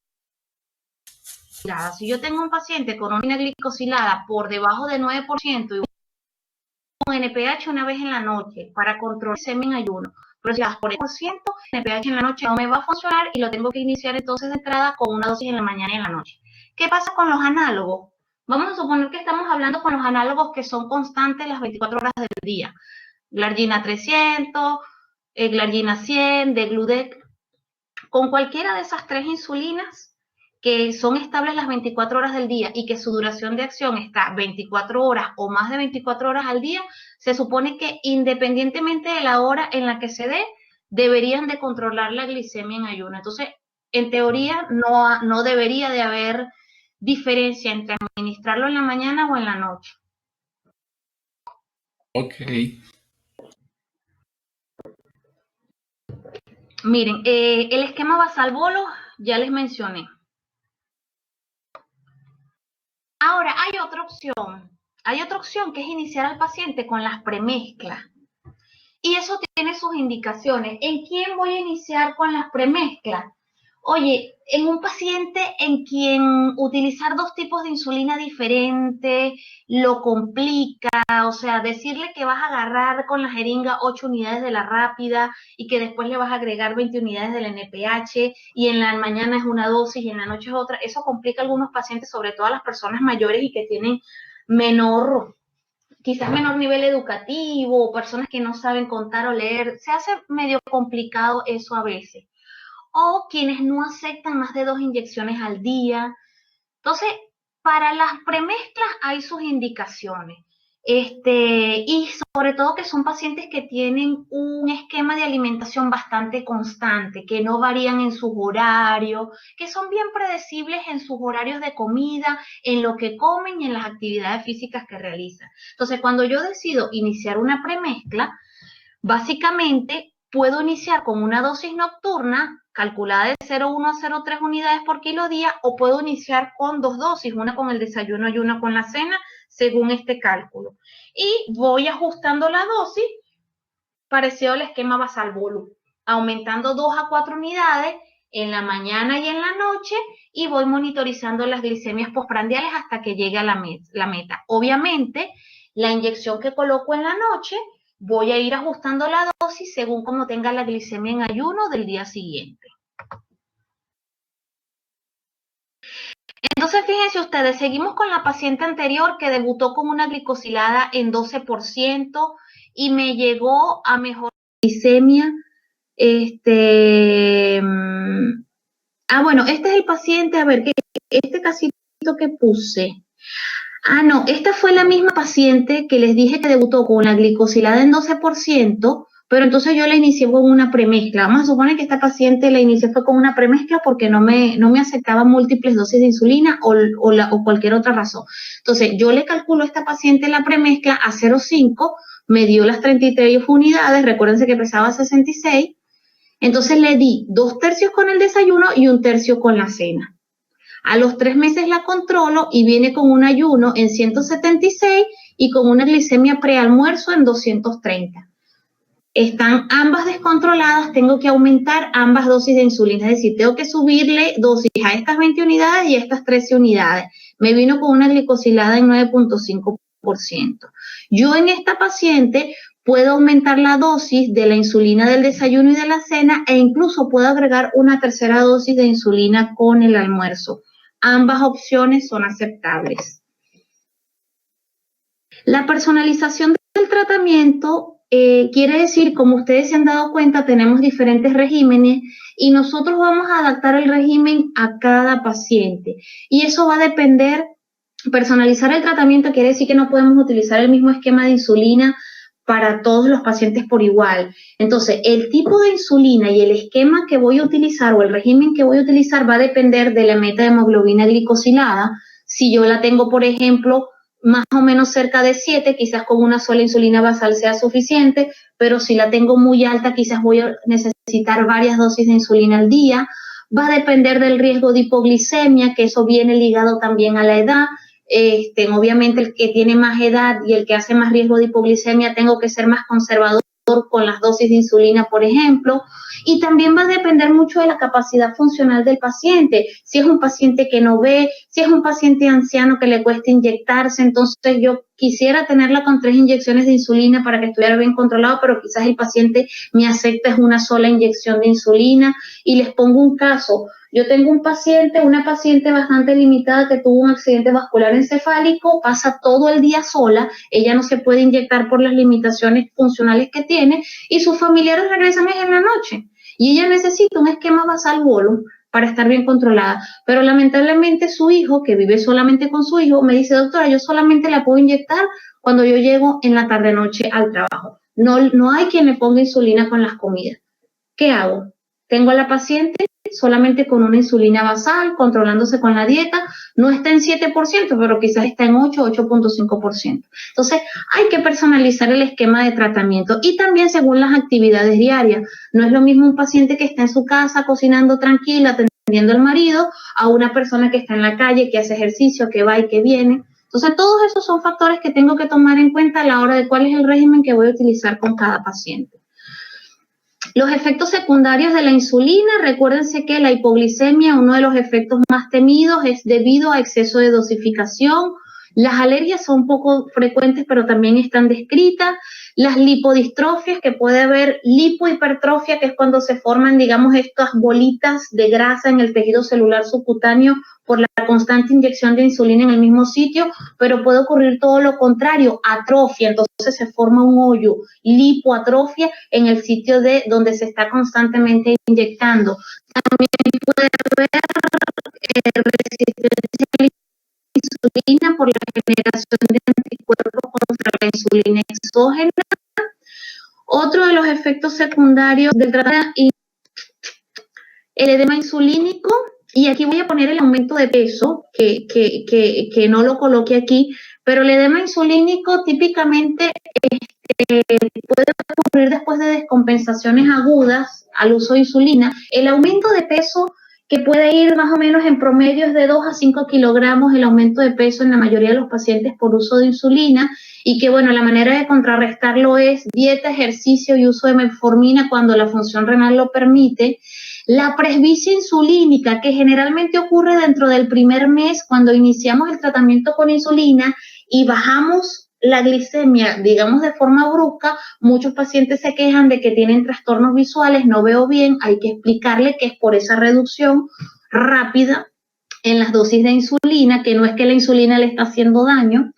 El efecto Somogy, recuerden que el efecto Somogy es un paciente que amanece con hiperglicemia, pero es una hiperglicemia reactiva a una hipoglicemia que ocurrió en la madrugada. Entonces, ocurre la hipoglicemia en la madrugada por la misma dosis de insulina y de forma reactiva el paciente hace una hiperglicemia al amanecer. Y si yo no detecto eso, yo erróneamente aumento la dosis de insulina basal y lo que voy es a empeorar el asunto. Eso es por efecto de las hormonas contrarreguladoras y la solución es evitar la hipoglicemia nocturna. El ajuste de insulina en casos especiales. ¿Qué pasa cuando el paciente con diabetes se enferma?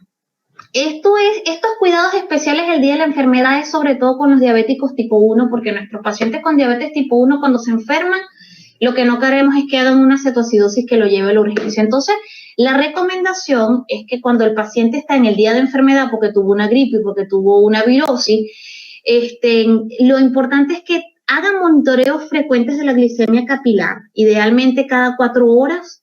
En los pacientes con diabetes tipo 1 deben monitorizar las cetonas en sangre o en orina, porque ellas van a ser las indicadoras de qué tanto debemos intensificar el tratamiento con insulina en caso o si es momento de irse a la urgencia. Típicamente el día de enfermedad en un paciente con diabetes va a generar hiperglicemia, entonces la mayoría de los pacientes con diabetes vamos a necesitar aumentar la dosis de insulina en un 5, 10 o 20%. ¿De qué va a depender de que tenga que aumentarle un 5% o un 20%? De 2 cosas, del grado de hiperglicemia y del grado de elevación de la cetona, ¿ya? Pero bueno, eso es harina de otro costal, eso puede ser una clase entera nada más hablar de este tema. La excepción es cuando nuestro paciente con diabetes está enfermo en casa, pero de un trastorno gastrointestinal.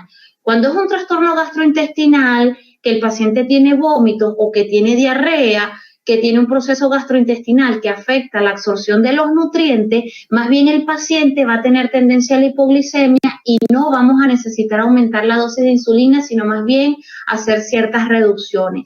Otra cosa súper importante, debemos estimularlos a que aumenten la ingesta de líquido esos días que están enfermos y de líquidos que contengan también sal y glucosa, importante para evitar deshidratación. Nunca suspender la insulina porque se sienta mal. Si no está comiendo, se reduce la dosis de insulina con las comidas, pero siempre se debe de mantener por lo menos la insulina basal. Nunca suspender porque ahí es que vamos a acelerar la aparición de una cetoacidosis. Y por supuesto tratar los factores precipitantes que me lo están enfermando. Si es la fiebre, poner antipiréticos, si tiene un proceso infeccioso, darle el antibiótico.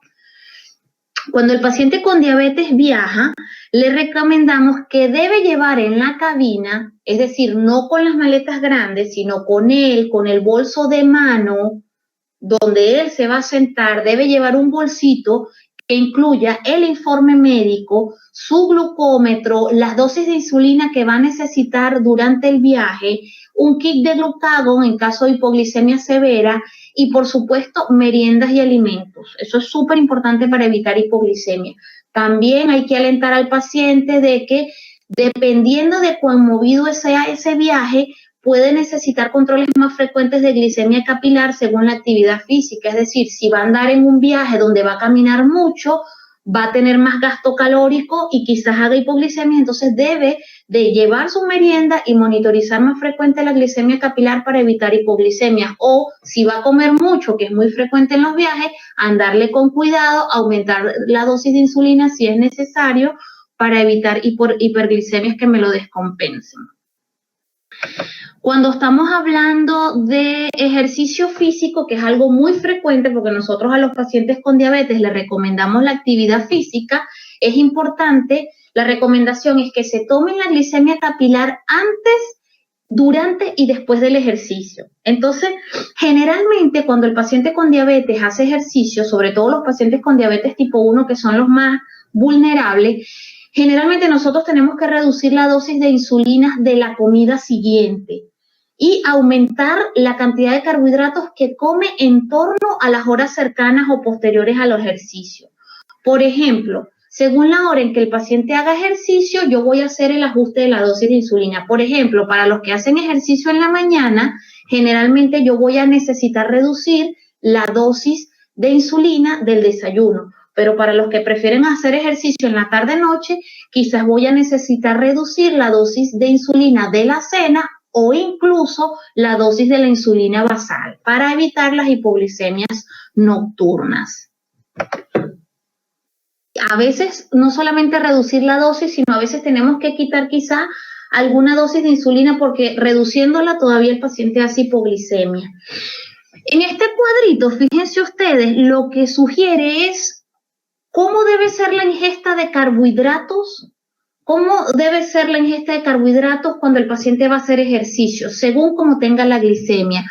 Por ejemplo, si está por debajo de 90 y el paciente va a hacer ejercicio, oye, primero ingiere de 10 a 20 gramos de carbohidratos, espera, tómate la glicemia y si la tienes por encima de 90 a 100, haz el ejercicio. Si todavía está baja, repite los gramos de carbohidratos. Si vas a hacer ejercicio y la tienes entre 90 y 125 más o menos, o nosotros de forma práctica decimos, si la tienes por debajo de 150 y vas a hacer ejercicio, consume más o menos 15 gramos de carbohidratos antes de hacer el ejercicio aeróbico.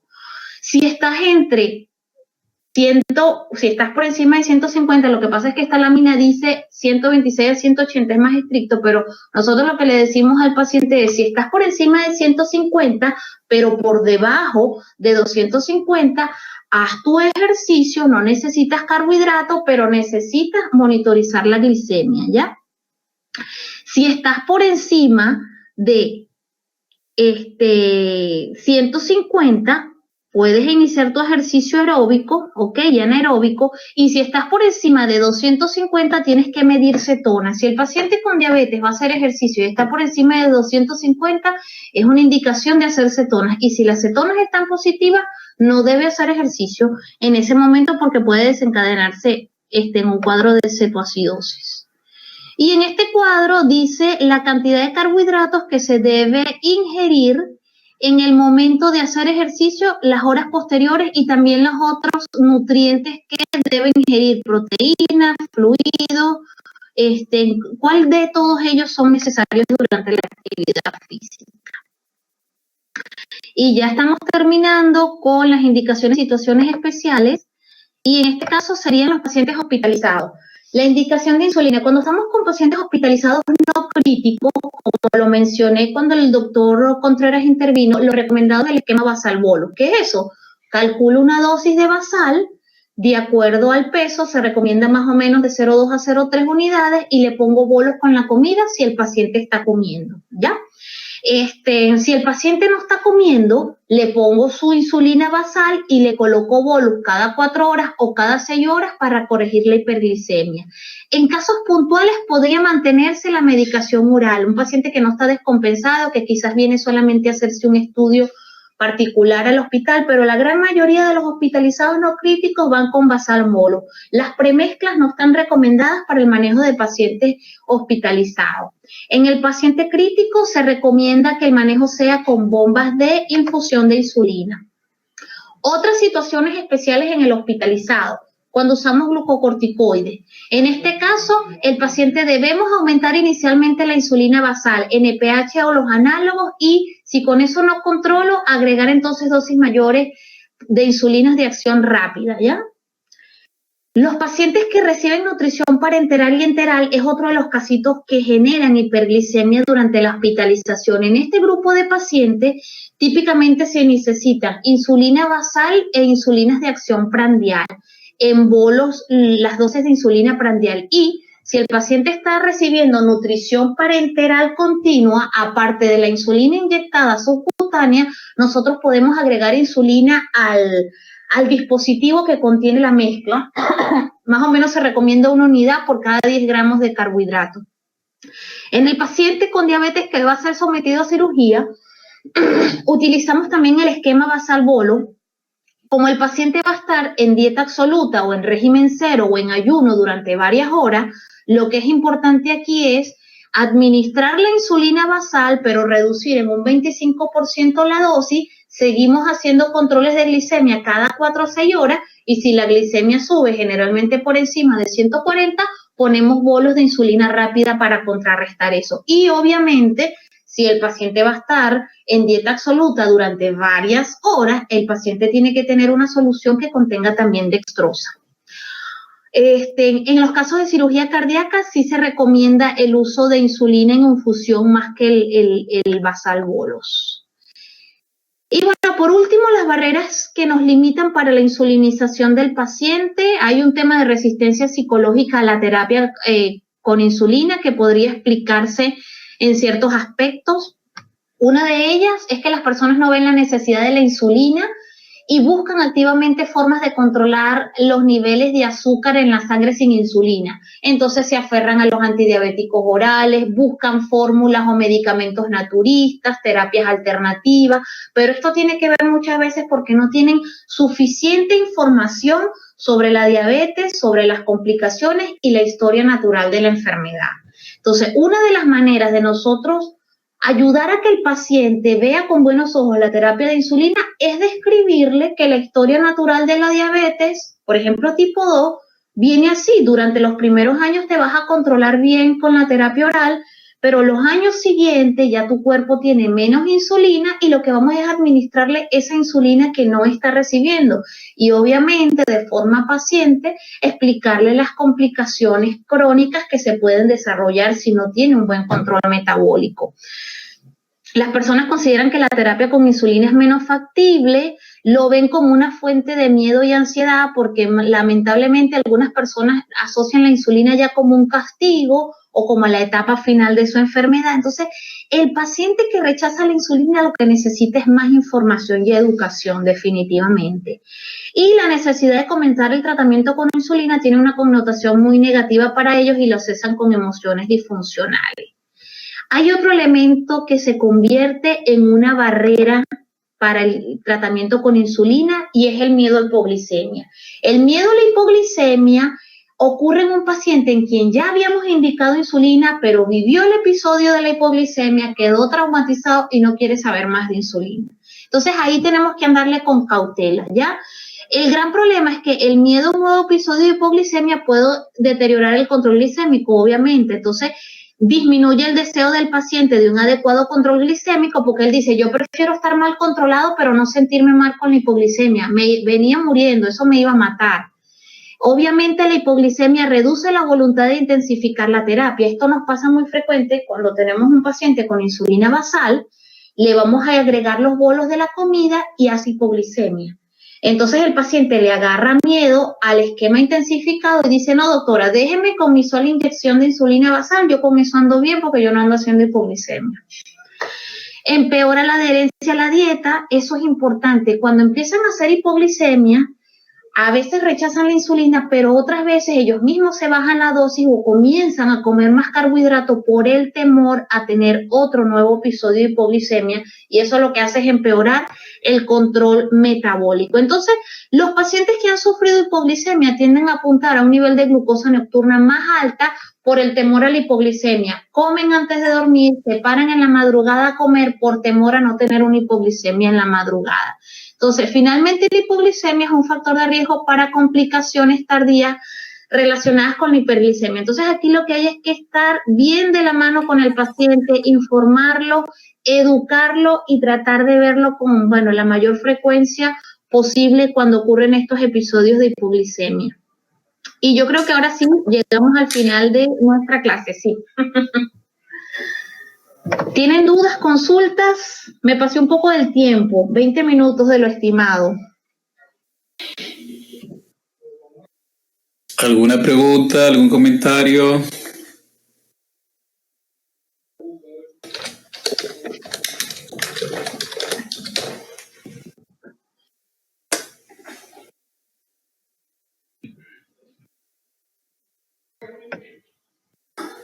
Oye, se nos llenó la sala, más gente se unió.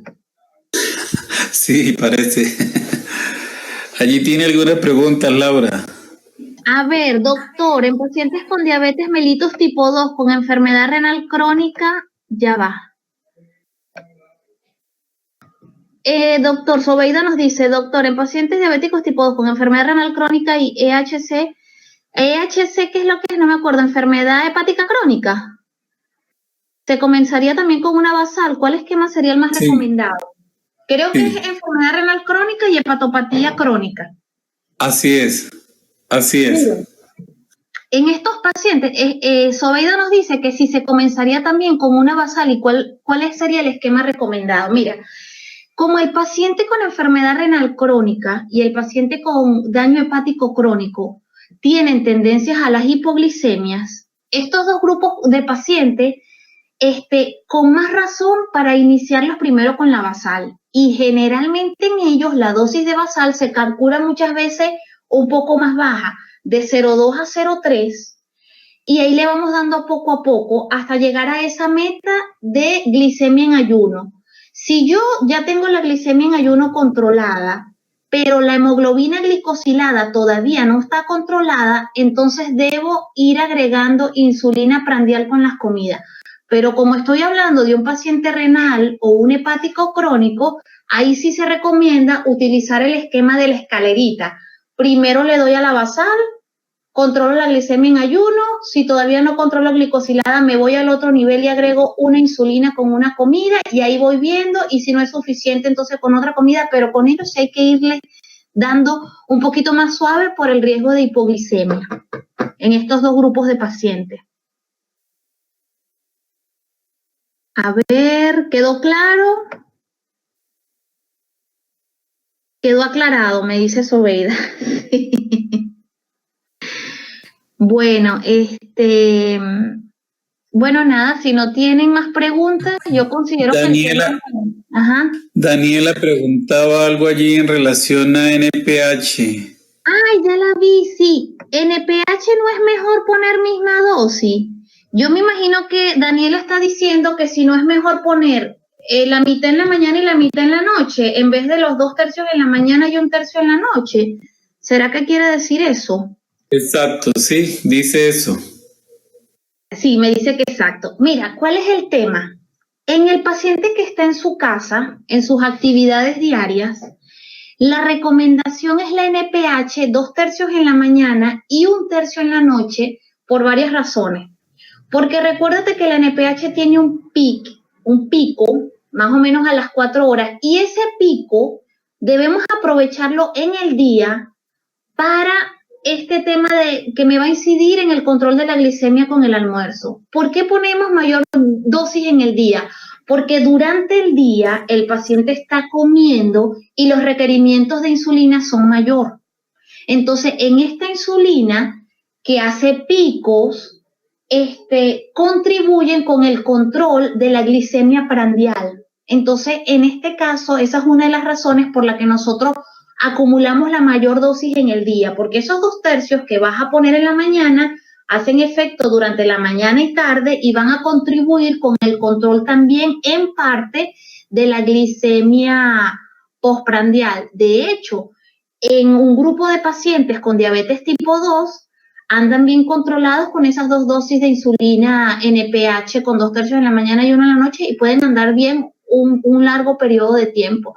Ahora, existen casos en los que yo puedo colocar la mitad en la mañana y la mitad en la noche según los controles de glicemia del paciente. A veces nos pasa que nosotros vamos ajustando dosis y cuando nos damos cuenta está recibiendo prácticamente 50% en la mañana y 50% en la noche porque en la noche ha tenido un requerimiento mayor de insulina que termina equiparándose. Es decir, yo lo inicié con 2/3 en la mañana y con 1/3 en la noche, pero tuve que ir aumentando poco a poco la dosis de la noche del paciente porque el paciente por alguna razón tiene mayor requerimiento en la noche y llegan a equipararse. Eso sería una de las razones de algunos casos en los que tienen casi que 50 y 50, pero en la práctica de rutina, nosotros sí llegamos a indicar, por ejemplo, en pacientes hospitalizados, los que tienen nutrición parenteral o enteral total,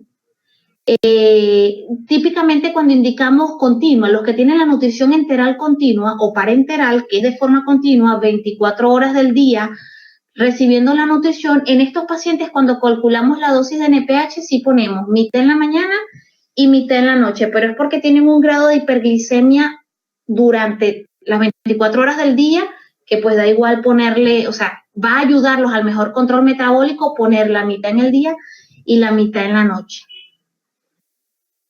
A ver, ¿qué más? Bueno, por ahora. Creo que andamos ya bien. ¿Alguna otra consulta, preguntas? Parece que todo está claro, Laura. Bueno. Muchísimas gracias y estamos en contacto. Mándeme el examen, Laura. ¡Ay, Dios! Claro que sí. Eso lo acordamos en privado. Sí, señor. Que esté bien, Laura. Muchas gracias. Feliz día, feliz fin de semana a todos. Gracias. Recuerde apagar la grabación.